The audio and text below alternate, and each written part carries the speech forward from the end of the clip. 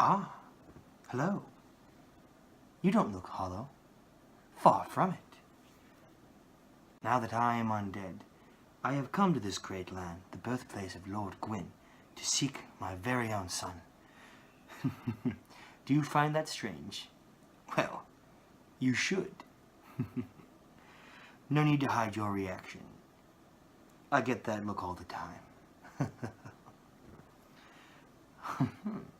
So I didn't scare you. I have a proposition, if you have a moment. The way I see it, our fates appear to be intertwined in this land brimming with hollows. Could that really be mere chance? So, what do you say? Why not help one another on this lonely journey? Good afternoon, everybody, and welcome back to another episode of Kirk Talk. Now, as you can see, wearing this very lovely knight armor hoodie and giving my little monologue in the beginning, today I'm going to be talking about a series that I'm super into, that I've been into ever since I played the second game in the entirety of the series. It's called Dark Souls. Now, as you can see by my beautiful paintings that I'm quite so fond of, you can see that Dark Souls is a series that I'm really quite into.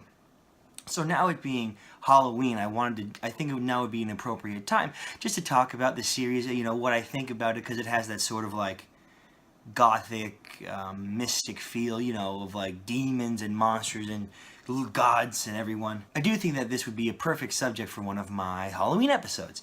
So what I'm going to do is I'm just going to talk about each game individually and give my 2 cents on it, what I like, what I didn't like, and then from the 5 that have been released thus far, I'm going to pick a favorite. Alright, so now let's start at the beginning.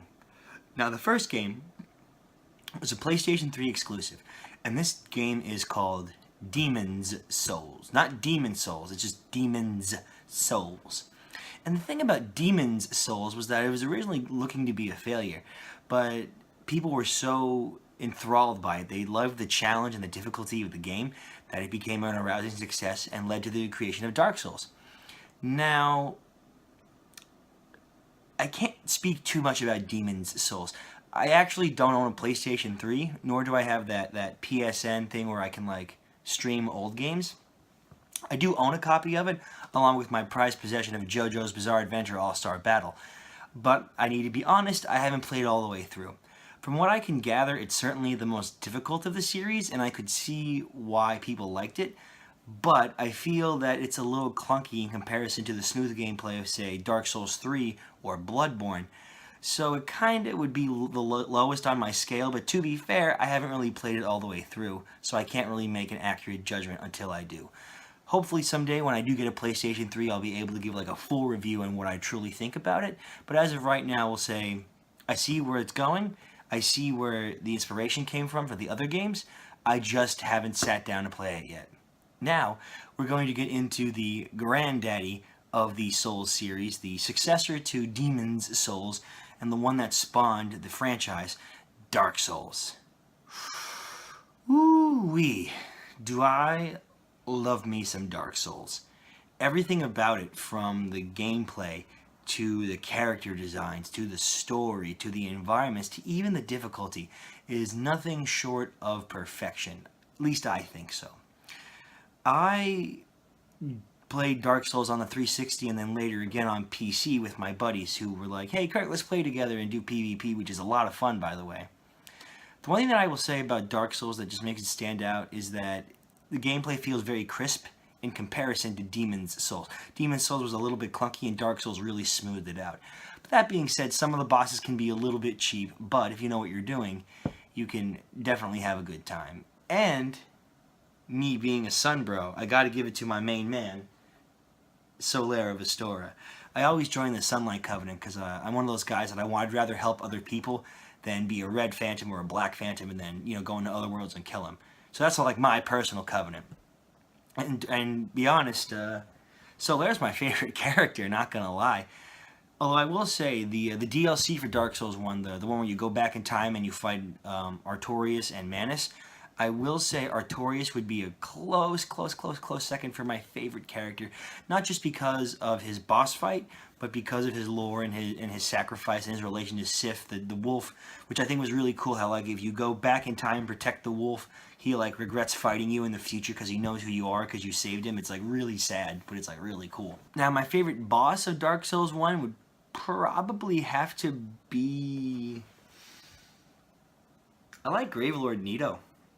I know he's stuck in that painting behind my wall, but I just like his design. I like his lore too. I like the skeletons, and I like the giant Gravelord hand.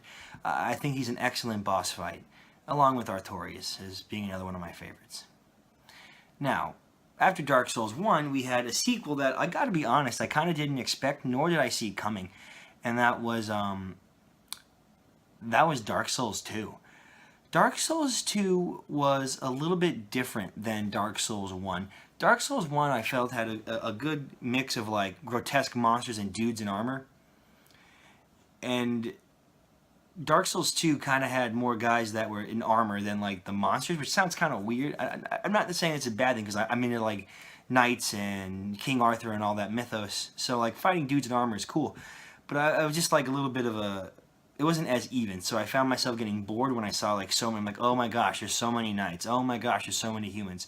Not that they're saying there wasn't excellent like monster designs or anything like that. I'm just making what I've noticed and what other people have noticed too. Now, as far as characters go, I kind of don't remember the game as a whole, if I'm being honest. I was much more into Dark Souls 1 and Bloodborne than I was Dark Souls 2.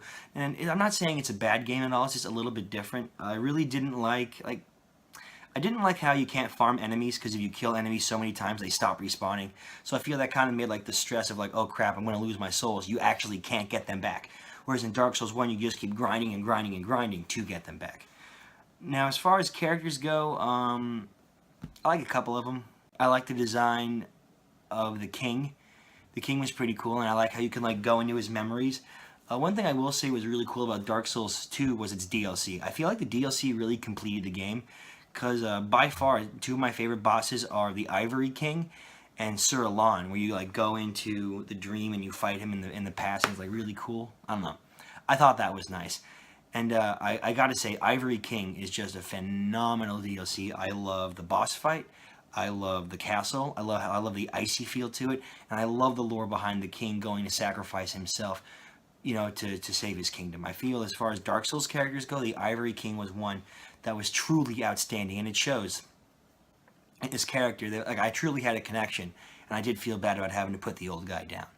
But it was cool going into the depths of hell with the Ice Knights being like, blah, blah, and we come in and they like run into the portal and blow it up and freeze it. So that was pretty cool. So I'll give it that. Like I said, it's a little strange. It's not quite like Dark Souls 1. Like the more you die, like the more your health meter goes down, and that gets kind of frustrating and stressful. And there's only so many items that will make you human. It's not like Dark Souls 1 where you need humanity. This time you need an object that reminds you of your human self, and you crush it, and then you become human again. So like Dark Souls 2 was good, but it wasn't as good as Dark Souls 1. I might actually even put it a little bit lower than Demon Souls, just because of the gameplay difference and what I'm used to. Like Demon Souls was a little more similar to Dark Souls than Dark Souls 2 was to Dark Souls 1. But I will say that one thing that it does have going for it that was better than the first Dark Souls was definitely its visuals. Like visually, Dark Souls 2 is gorgeous. Like that first scene where you go to the first town, I forget what the name of it is, and you're just like, wow, you look over and you see this vast ocean, and you're just like, wow, that's really beautiful. So the visuals are quite good. Now, the next game in the Soul series that released was again an exclusive for a PlayStation console. It was Bloodborne. Now, I have to be honest, Bloodborne is my favorite of the Soul series games.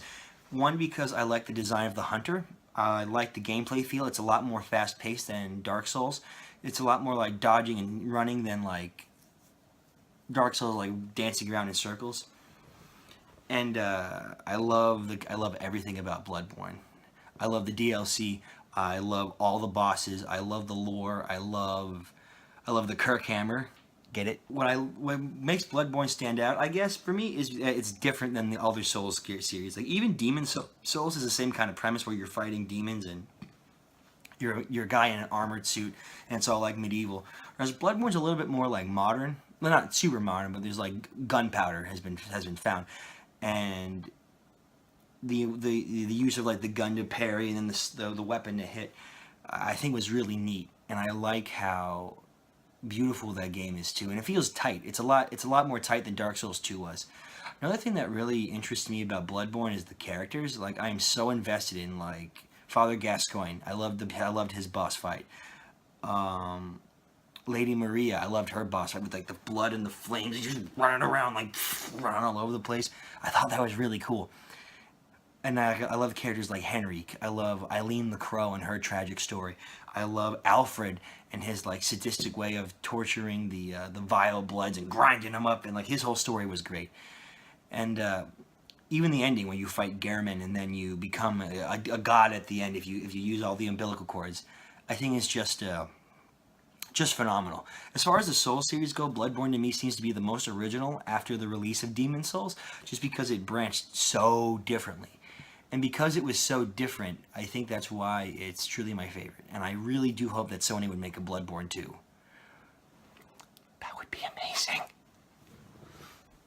Now, the last of the Souls series that's been released thus far is Dark Souls 3. Dark Souls 3 is kind of interesting. I liked it more than 2. Not sure if I liked it as much as 1. It might be on the same level as 1 in my book. But, I don't know, it just didn't stick with me as much as Bloodborne and the first Dark Souls did. Like, the plot of that one is like you kind of go back to where you were. Not necessarily Lordaeron, but you go back to like Anor Londo and you see like the Devourer of Gods and all that cool stuff, which I thought was interesting. But I don't know, I just really wasn't as invested as I was with Dark Souls 1. Or even Dark Souls 2, which sounds kind of weird. The gameplay was very tight. Like I gotta say, Dark Souls 3 had the tightest of the Soul series because that was the last one to be released. And the lore is all as good as always. The gods coming, gods not going back to rekindle the bonfire, and like how you can like break the fire cycle forever. I thought was really cool. Although I don't quite get why you're an unkindled instead of an undead. Like not much of a difference, just like a different name. And I know that like being unkindled is like, oh, you were brought back because you failed to light the fire the first time, yada yada yada, which is fine. But favorite characters, probably gonna go with Sigurd, just because he's like Sigmar of Katarina from Dark Souls 1.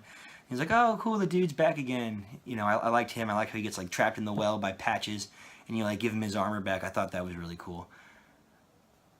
I gotta say, my favorite boss fight of that game has got to be the unnamed king, which is the king, Gwyn's firstborn son, who betrays him and joins the dragons and then, gets banished and starts his own kingdom.